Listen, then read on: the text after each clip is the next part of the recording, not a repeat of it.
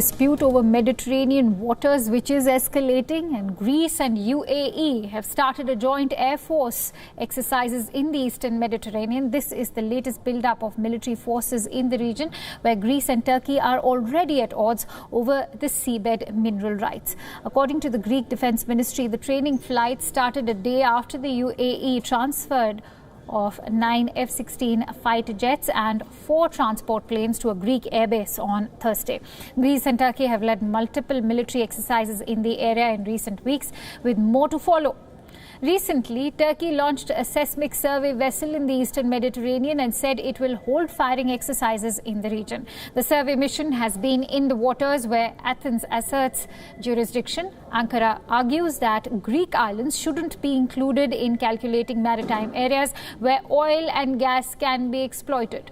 Most of the Western allies are opposed to Turkey's escalation. France, Italy and the UAE have joined recent military exercises and training missions held by Greece and ally Cyprus, while the United States has also held separate exercises with Greece. For more details, let's quickly go across to our guest, Professor Muzaffar Sanel, a West Asia analyst and Deputy Director of the Center for Modern Turkish Studies at Istanbul Seher University. He joins us live from Istanbul. A very warm welcome to you, Professor. Let me begin by asking you, issues of territorial waters are very complex. What sort of legal issues do you view here? Here is that firstly we should see that the Athens should respect to the international law. Any unilateral declaration of the maritime zones violates the international law and the neighboring countries' rights, since any unilateral declaration is void and null. Since there are overlapping territorial seas, exclusive economic zone, continental shelves, creating a fait accompli is not acceptable in these regards. Here is also the problem is that Greece's unilateral declaration of the is a proof and example of the Greek irredentism in the eastern part of Aegean Sea. What should be done, as Greeks did with the Italy in June 2020, they come together to reaffirm the 1977 Maritime Boundaries Agreement, and they should come to table with Turkey and for the demarcation of the maritime boundaries and responsible to the UN and international actors to persuade the Athens to agree on the peaceful and civilized delimitation agreement. Right. We need a one-time deal here. Right. Unfortunately, now we don't have any deal. Right, and it's very important to actually figure out how to bring the two to the negotiating table. But having said that, while several countries have stakes in energy resources in the eastern Mediterranean, Professor, has the conflict in Libya also created regional rivalries? Yes, it is true that it's created a regional rivalry, since the unilateral declaration of the Greece also violates the Libyan territorial waters.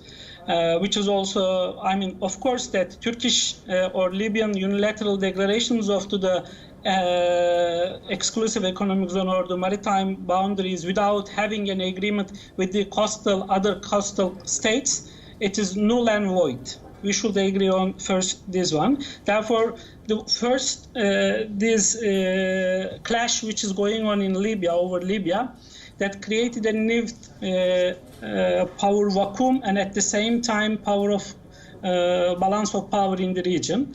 Turkey, Qatar and Libya, national accords of Libya, Sajjad government, as you know that Libya has been divided, at least as administratively divided into two sections as of today. They have on the one side, other side is, as you mentioned already in your VTR and also your question also underlined to that, France, Italy is in between, not in both sides, but France and some other European countries and also the United States somehow back to Greece. But now the deal is, it should be a deal rather than going to be a war, but it is going to be, let's say, hot tension in the Eastern Mediterranean. Certainly, these tensions seem to be escalating further. But I'd like to now shift your attention over to the EU. Will Germany be able to play a vital role in diffusing tensions, since the country has urged a halt to naval exercises in Eastern Mediterranean? Also, how crucial is international intervention at this point? Actually, that Europeanization of the issue and the internationalization of the issue is important on the one side, but they should be neutral on the basis of the international law and the fundamental rule in both international and the UN Convention of the Law of the Sea, based on the principles of equal sharing in these regards. As in the case of, we have an example also, between Romania and Ukraine, the island of Snake Island issue, which belongs to the Ukraine but closer to the Romania, had no effect in the context of demarcation. This will be an example in the case of the Turkish-Greek let's say International Court of Justice has already been given into this decision, that this decision will be an example for Turkish-Greek island issue and their understanding of to territorial waters. Actually, after the Helsinki summit, Turkey and Greece has established the WISER committee, and they had already talked about in depth.